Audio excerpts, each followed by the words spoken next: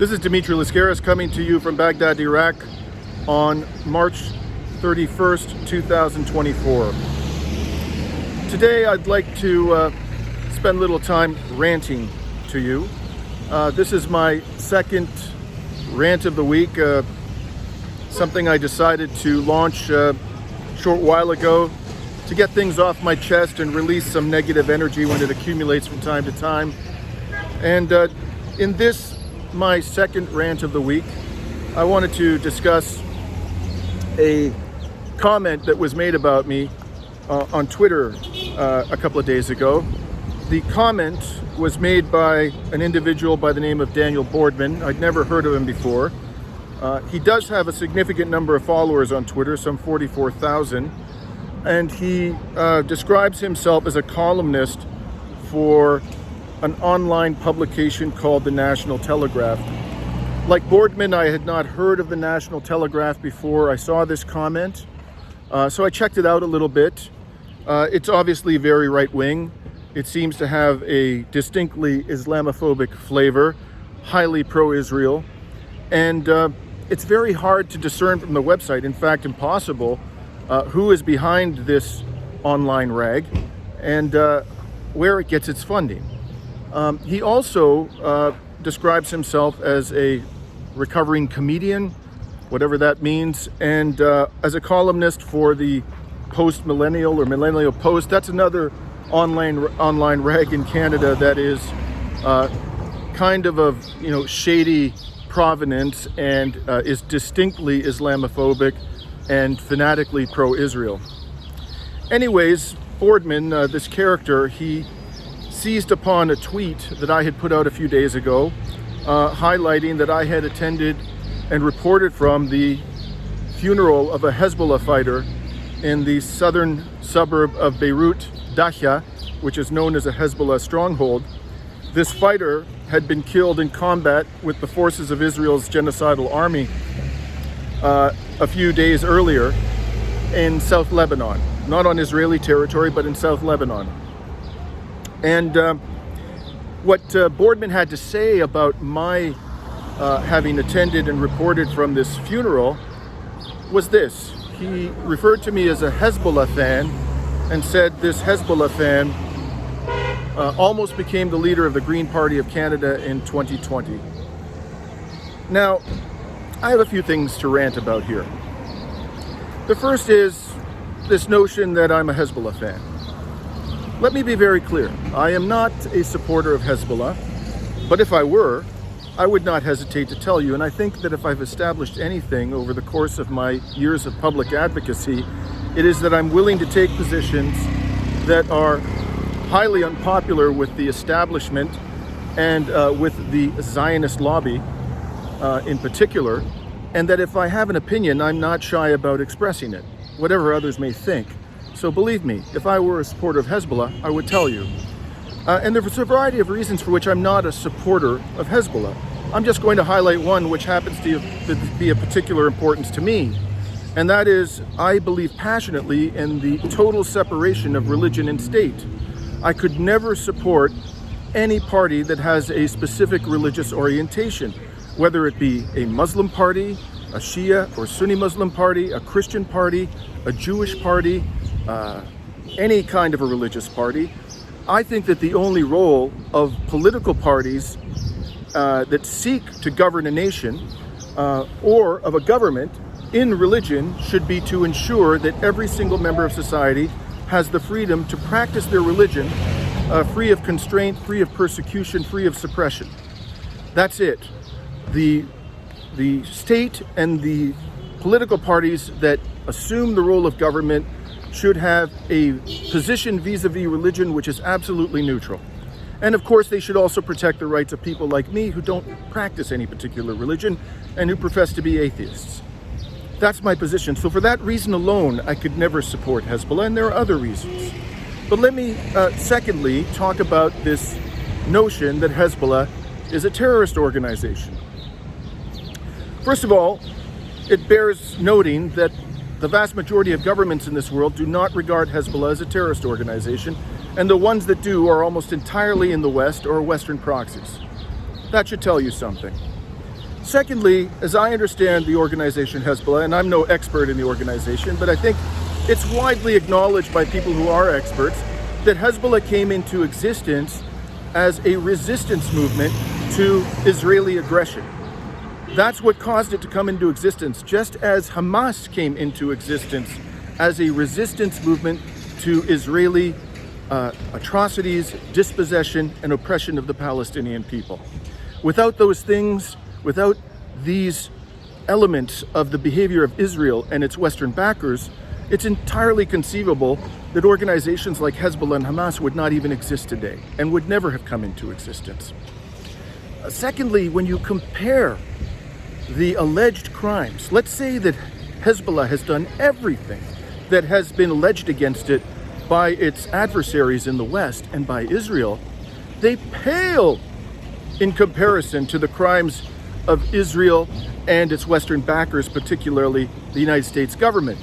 Just looking at the current round of violence in South Lebanon, according to the Israelis, Hezbollah attacks have killed 15 Israeli civilians, whereas the Israeli attacks, according to Lebanese sources and the Western media, have killed over 50 Lebanese civilians. And consistently over decades of conflict between Israel and Lebanon, the casualty count on the Lebanese side has been far higher than the casualty count on the Israeli side. And then let's look at Gaza. In Gaza, there have been over 13,000 children massacred in less than 6 months. The number of civilians killed now exceeds, by a significant margin, 25,000. We're talking here about women and children. The number of civilians killed on October 7th by Hamas and other Palestinian militants, according to Israeli sources, was less than 800. And this has been the case, this grotesque disparity between civilian casualties on the Palestinian side and civilian casualties on the Israeli side, year after year, for more than 75 years. It has always been the case that Israel kills far more civilians than Palestinian militants kill on the Israeli side. And it's very clear that all of this is being done by Israel, these attacks on civilians and civilian infrastructure, for a political objective, namely to get rid of the Palestinian people in historic Palestine so that Israel assumes complete and permanent control over what it regards as Greater Israel. That's the political objective, and these attacks on civilians and civilian infrastructure on the Palestinian side are designed to achieve that objective, and therefore what Israel is doing meets unequivocally the conventional standard definition of terrorism that is employed by Western governments. So if you support Israel, as Mr. Boardman clearly does, I checked out I didn't want to spend too much time doing it, frankly. It was not a particularly pleasant experience, but I checked out some of his public commentary, even a speech he had posted on Facebook, in which he claimed that the greatest threat to Canada today are Islamists, these evil Islamists. This man clearly supports Israel. He fanatically supports Israel. He therefore is supporting a terrorist entity, and a terrorist entity whose criminality vastly exceeds that of Hezbollah and Hamas put together. And yet he's pointing the finger at me and suggesting that I, by using the phrase Hezbollah fan, am a supporter of terrorism. I mean, take a look in the mirror, man. Talk about the kettle calling the pot black. And this is true, of course, of all supporters of Israel who accuse people like me, critics of the genocidal regime, of being terrorist supporters. They themselves are the world's #1 terrorist supporters. Now, the other thing I want to say about the funeral of this Hezbollah fighter that I attended, I checked out before I went. I was just curious. I checked out, the number of funerals of Israeli soldiers that have been covered by Western media. I entered in Google the words Israeli soldier killed, combat, and funeral. And I found dozens of examples of Western media organizations like Associated Press, CNN, and Agence France Presse, to name a few, of reporting from the funerals of Israeli soldiers who had died in combat in the current round of violence. And you can be sure I didn't look at all of them or even most of them, but I checked a few of them out, and you can be sure that the coverage is sympathetic. You know, the tragedy of the loss of this soldier is constantly being stressed. The heroic nature of their service to the state of Israel and so forth. Now, nobody seems to take an objection to the Western media covering sympathetically the soldiers of Israel who die in combat, even though it is clear to virtually the entire world that Israel is an apartheid state that is currently committing a genocide in Gaza. These soldiers are being portrayed sympathetically at their funerals, as heroic even, although they are participating, directly or indirectly, in an apartheid and genocidal project. And yet I'm being judged negatively because I showed up at the funeral of a Hezbollah soldier who was killed in combat on Lebanese territory by the forces of this genocidal regime? Are you kidding me? I mean, seriously? What has happened to our sense of morality and fairness and balance in Western society that we recoil in horror at the idea that somebody would attend the funeral of a 29-year-old Hezbollah fighter and cover it with a sense of compassion, but we think it's perfectly normal and acceptable for so-called mainstream journalists in the West to cover sympathetically the funerals of soldiers who are participating in a goddamn genocide. I mean, my God. We are supposed to be the standard of civilization in this world? We in the West? We are purporting to be morally superior? We are purporting to set an example? I mean, this is ludicrous. Now, the other thing I want to say more broadly about the violence of Hezbollah and organizations like Hezbollah, including and particularly Hamas, vis-a-vis the violence of the state of Israel, the United States, and the other Western backers of Israel, is that there is a moral difference between the violence of the oppressor and the violence of the oppressed. And I'm going to give you a simple example, a hypothetical, which I think will drive home the point. Let's imagine that there is a man who commits an armed robbery in your community, somewhere in Canada, some other Western city, and in the course of committing the armed robbery, shoots dead the individual from whom he stole the money, and also shoots dead an innocent bystander who just happened to be in the wrong place at the wrong time and witnessed the killing. Except we have some differences in two scenarios here. The first scenario, we'll call it scenario A. The person who committed the murder, the armed robbery and the double murder, has ample financial means. They're economically secure, they're not under threat, they aren't mentally unstable, but they're just extremely greedy. And they heard that this individual that they robbed happened to be carrying a very large amount of cash, and they thought they could get away with the murder and nobody witnessing it, taking the money, and they're just extremely greedy. They want more money. That's what motivated them to kill this person and then kill the witness. They didn't want to be identified by a witness. They wanted to be able to enjoy the fruits of their crime, and so they killed them both. Now, in scenario B, the person who commits the killings and the robbery was recently defrauded by a rich charlatan. And as a result of the fraud, a very sophisticated fraud that would have ensnared the majority of our members of our society because of the sophisticated nature of the fraud, this person has gone bankrupt. This person's lost his home.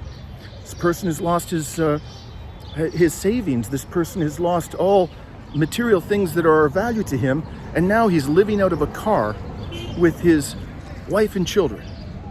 And he doesn't know from one day to the next whether he's going to be able to feed them. He doesn't know from one day to the next whether he's going to be able to provide the other necessities of life to his children. And in desperation, he goes out and he commits an armed robbery, and he realizes as he's committing this robbery that if he's identified to the police, apprehended, and imprisoned, his family will be in an even more dire situation because he won't be there to protect them. And so in his moment of desperation and panic, he shoots dead the two people who are capable of identifying him as the thief. Now, of course, and I would not hesitate to acknowledge that both of them have committed a heinous crime, the criminal in scenario A and the criminal in scenario B. Both of them should be tried in accordance with due process, and an appropriate criminal penalty should be imposed upon them for what they have done. Very serious crimes. But are we really going to contend that the moral culpability of the criminal in scenario A is equivalent to that of the moral culpability of the criminal in scenario B? To my mind, there is a moral difference.